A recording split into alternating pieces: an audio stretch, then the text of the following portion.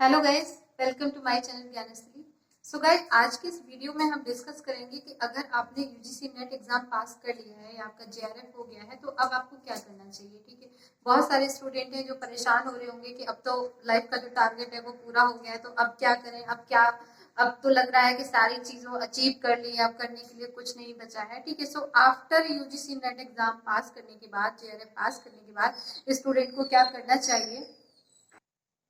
So guys, सबसे पहला काम आपको करना है कि आपको पीएचडी अगर आप नहीं कर रहे हैं तो जहां भी जिस यूनिवर्सिटी से भी पीएचडी का एग्जाम का फॉर्म निकल रहा है, बस आप इसमें जो भी प्राइवेट यूनिवर्सिटीज हैं उनको स्किप कर दीजिएगा। सेंट्रल यूनिवर्सिटी हो गया, उसके बाद आपका स्टेट यूनिवर्सिटी हो गया, डीम्ड यूनिवर्सिटी हो गया, डिस्टेंस ओपन में भी कर सकते हैं। तो यहाँ जहां भी आपका सबसे पहला जो आपका काम है कि आपको अभी ये सर्च आउट करते रहना है कि जो पीएचडी के लिए जहां से भी फॉर्म निकलेगा मुझे पीएचडी के लिए अप्लाई करना है। तो सबसे पहले आप क्या करेंगे कि पीएचडी के जितने भी फॉर्म आए हुए हैं, जितने भी नोटिफिकेशंस आए हुए हैं, उनको आप सर्च करेंगे और उसके लिए आप क्या करेंगे, अप्लाई करेंगे। तो पहला काम है। अगर सपोज आप पीएचडी कर रहे हैं तो देन जो चीजें आप कर रहे हैं उनको करते रहेंगे। दूसरा काम ये है कि अगर आपको जॉब का बहुत ज्यादा रिक्वायरमेंट है और आपने नेट पास कर लिया है, तो नेट पास करने के बाद अब आप एलिजिबल हो गए हैं असिस्टेंट प्रोफेसर बनने के लिए, तो जहां पे भी प्राइवेट हो या गवर्नमेंट हो, वहां पे आपको जॉब के लिए अपना रिज्यूमे देना है और अप्लाई करते रहना है। ठीक है, जहां पे आपको सर्च कर करके अपने आप क्या करेंगे, आप अप्लाई करेंगे।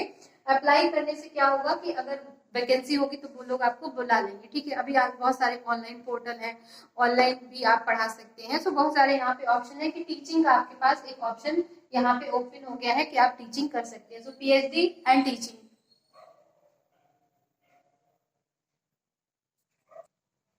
तीसरा काम आपको गाइस क्या करना है कि अब आपको रिसर्च करना है आगे। ठीक है, अगर आपको पीएचडी के ही फील्ड में जाना है तो रिसर्च से रिलेटेड कुछ अच्छी अच्छी बुक्स हैं, जैसे डॉक्टर केपी पांडे की बुक है, डॉक्टर एके सिंह की बुक है, एसपी गुप्ता की बुक है।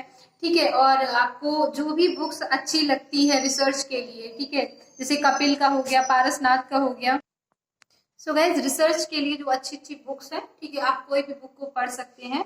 रंजीत सिंह का भी बुक है, ठीक है, या फिर ऑनलाइन भी आप डाउनलोड कर सकते हैं। सो रिसर्च को बेसिकली अब आपके पास समय है, अब आपका टारगेट लाइफ का पूरा हो गया, आपको नेट मिल गया, जेआरएफ मिल गया है, तो अब आप खाली टाइम में अपना रिसर्च की बुक्स को पढ़िए प्रॉपर।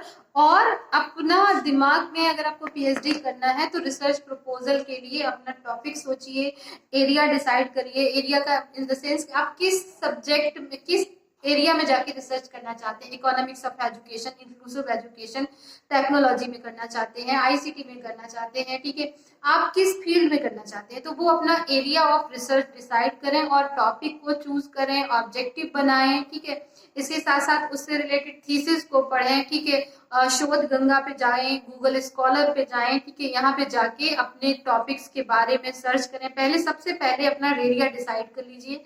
एरिया डिसाइड करने के बाद उस एरिया से रिलेटेड थीसिस को पढ़िए, जर्नल्स को पढ़िए। ठीक है, ये सारी चीजें जब आप करेंगे तो आपको क्या होगा कि धीरे धीरे जो अब आप इस एमए आपका खत्म हो गया, मास्टर खत्म हो गया, अब आपको डॉक्टर पीएचडी करना है, तो पीएचडी करने के लिए आपको रिसर्च को बहुत अच्छे से पढ़ना होगा, क्योंकि अब जो आपकी सारी चीजें हैं वो खत्म हो गई हैं। आपको सिर्फ और सिर्फ रिसर्च मेथोडोलॉजी के ऊपर फोकस करना है। अपना रिसर्च प्रपोजल तैयार करिए। जिन लोगों को पीएचडी के लिए इंटरव्यू देना है वो रिसर्च प्रपोजल बनाइए।